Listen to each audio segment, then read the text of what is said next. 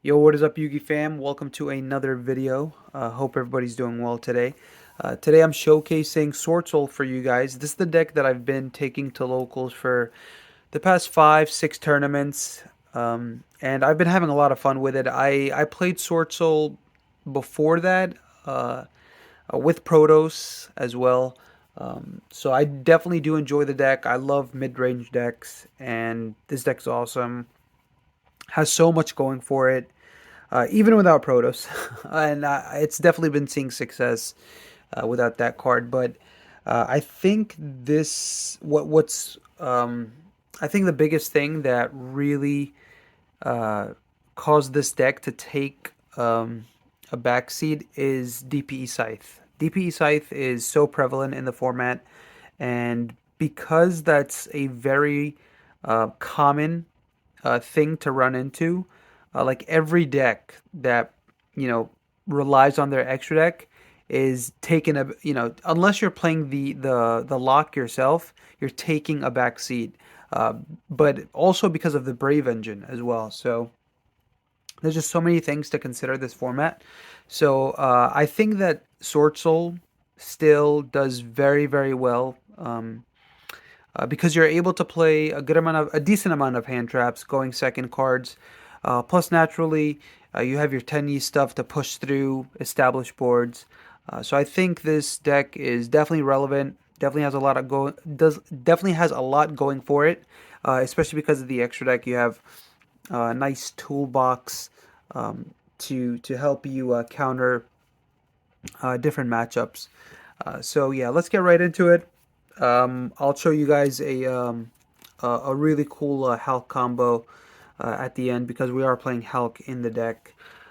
So we have 3 Ecclesia, 3 Moye, 3 Long, and 2 Taie. This is it for the Sword Soul stuff.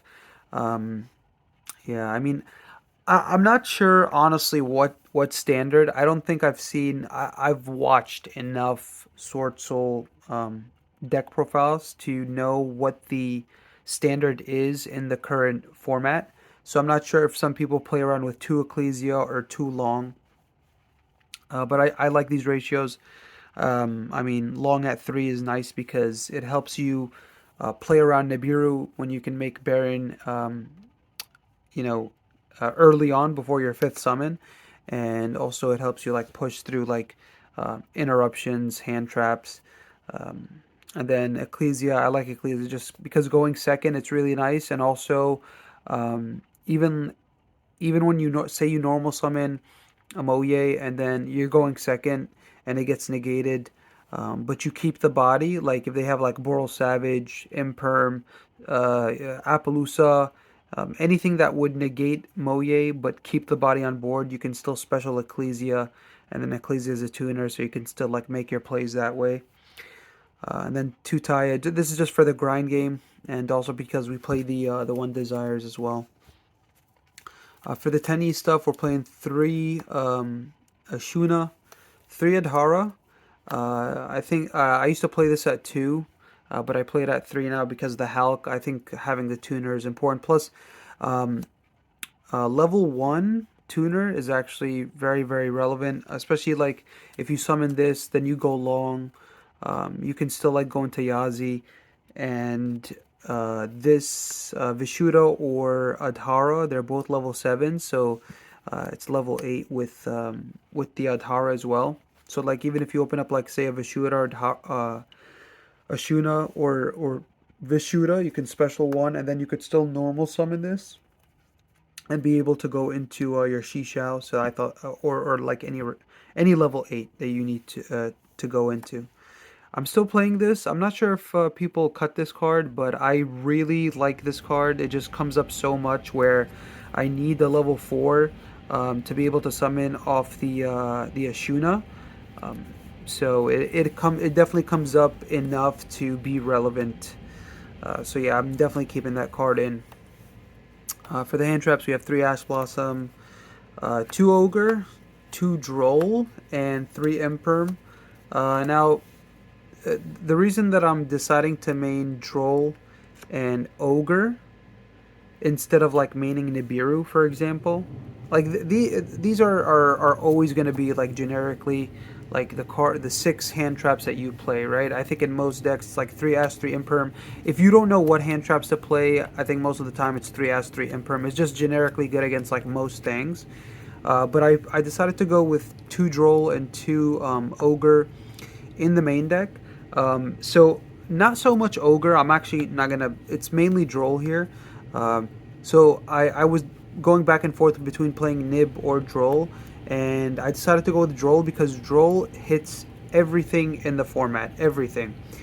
Even if it's not as high impact as Nibiru, because it hits a wider range of decks, including like Flunder, for example. It's enough to justify playing this over Nib. I don't want to play Nib and then run into a deck that prevents me from using Nib. For example, um, in this format, you have the Brave Engine, right? You can Droll the Brave Engine and stop your opponent from like going off. Establish a Griffin. If they're playing Prank Kids, Droll definitely hurts because it stops Doodle Doo. It stops the Roxy's as well. Um, but if they summon the Griffin, then they have a counter to your Nibiru already.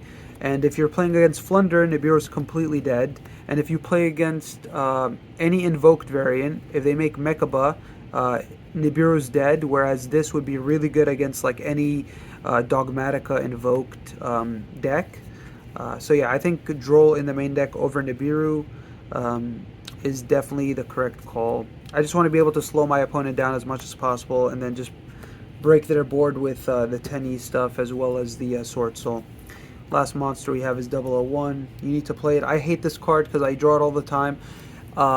This card, every time I see it in my hand, like it makes me not want to play the engine, but the engine is so strong, especially when you're trying to like push through like hand traps mainly.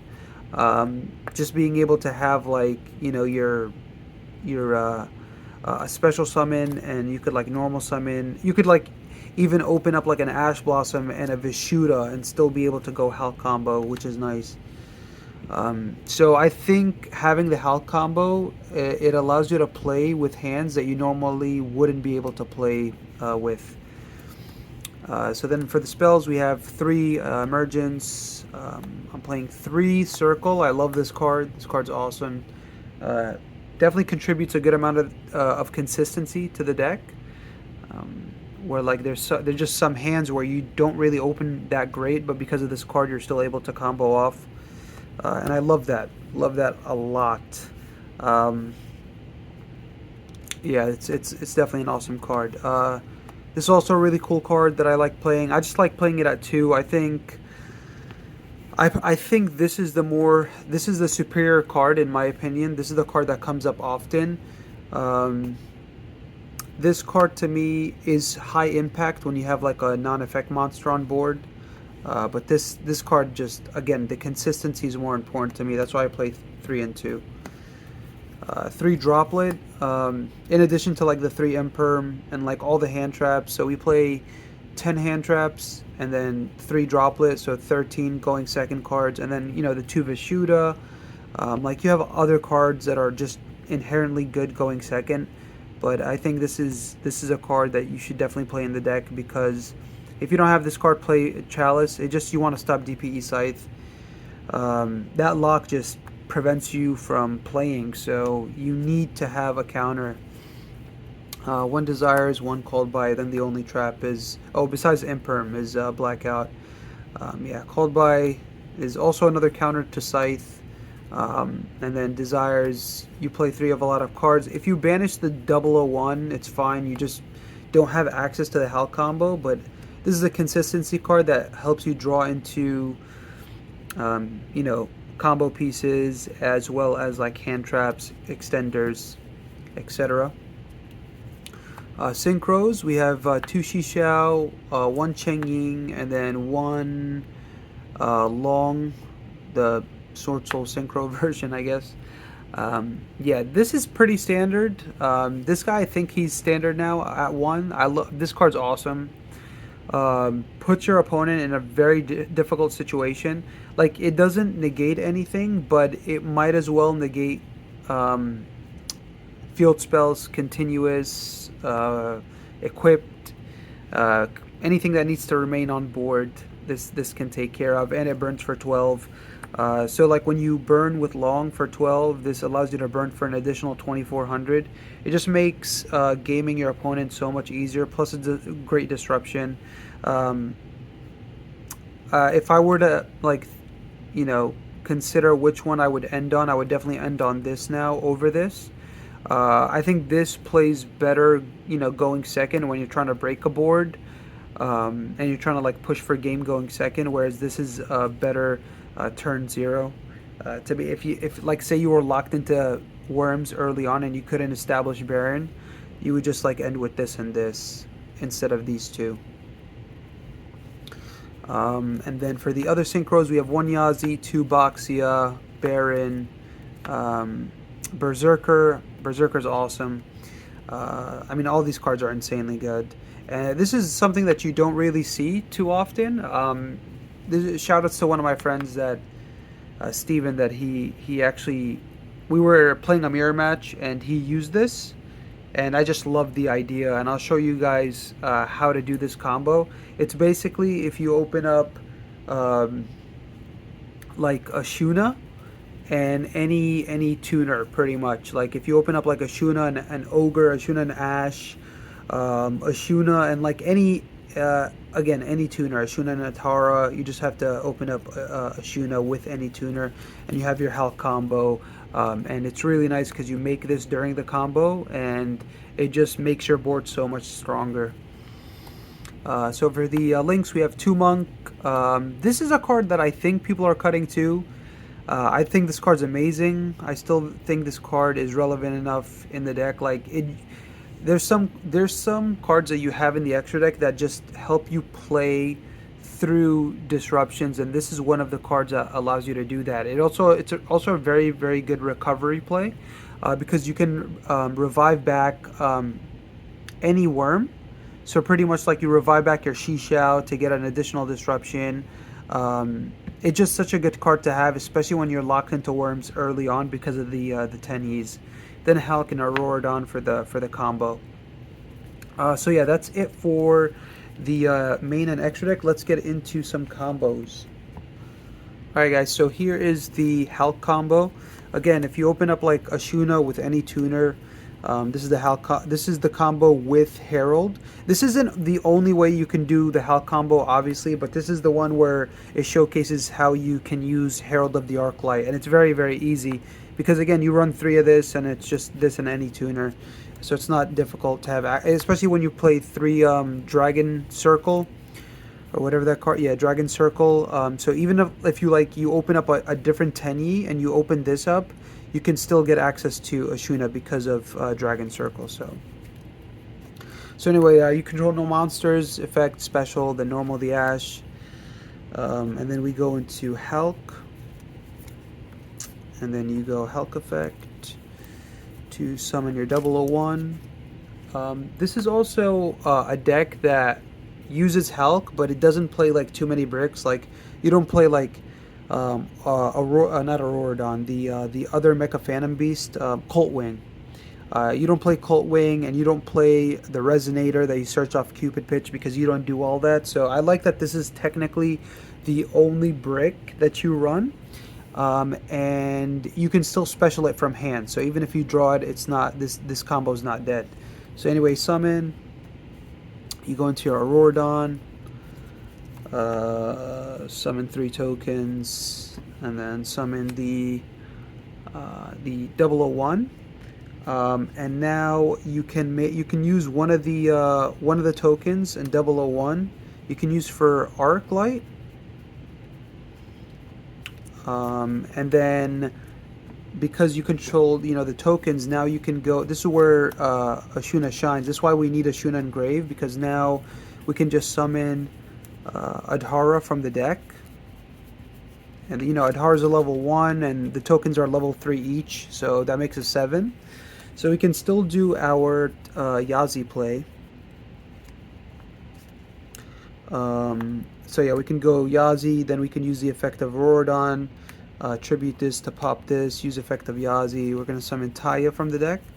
Now we're summoning Taya, assuming that you have no other worms in hand. If you do have another worm, you would just, summon Moye. That way you get to draw. So Taya, we can use Taya's effect here to banish the Yazi and summon a token. Okay, so summon a token. And now we can use Atara to add back the Ashuna to hand. And now we can Synchro. Token's a level 4 tuner, by the way, in case you're not familiar with the deck. So now we can go Chainlink 1, Chixiao, Chainlink 2, Tai to send. We can send anything. We could send like a Vishuda, and then resolve Chixiao to search for. We want to have access to Long here. Okay, and now we can use the effect of Long, pitch the Ashuna. So we summon Long and a token, and then we use the Long with the token to summon our SWORDSOUL Sinister. There we go. I'll just call him Sinister Long. So yeah, and then we burn our opponent for 12, and this is the end of the combo. So this is your HALQ combo, which I think is pretty amazing that you can, establish this, just off like Ashuna and any tuner. So like even if you're playing Valor, actually Valor's a pretty good card in the deck that I might consider as well. But yeah, so yeah, again, this any tuner gets you 3 strong disruptions. You get the burn 12 with Long, and then an additional 24 if you banish a monster, as well as a spell trap, and then you have the monster negation. And then what's really cool is, again, you have Arclight, which is an Omni negate, and because you have Arclight on the board, they pretty much can't droplet your board unless they send like, spells and traps or monsters from field, which would be pretty neg, to be honest, unless they benefit off doing that. But yeah, I think that was pretty awesome. Yeah, that's it for the combo. I think there's so many videos. I think everybody, I mean, by now the combos are just so common. There's so many like combo videos out there. I don't want to bore you guys with information that you've probably seen already. That I believe the Herald play is something that you don't see every day, and I think it's pretty cool that you're able to play Herald of Arclight and make your board even better when you do have access to HALQ 5 racks. So thank you guys so much for watching. Much appreciated. Please consider subscribing and liking the video, subscribing to the channel if you guys wouldn't mind. We did recently pass 1,000 subscribers, and I want to stay strong, continue the growth of the channel. So I'll see you guys in the next video. Take care and peace.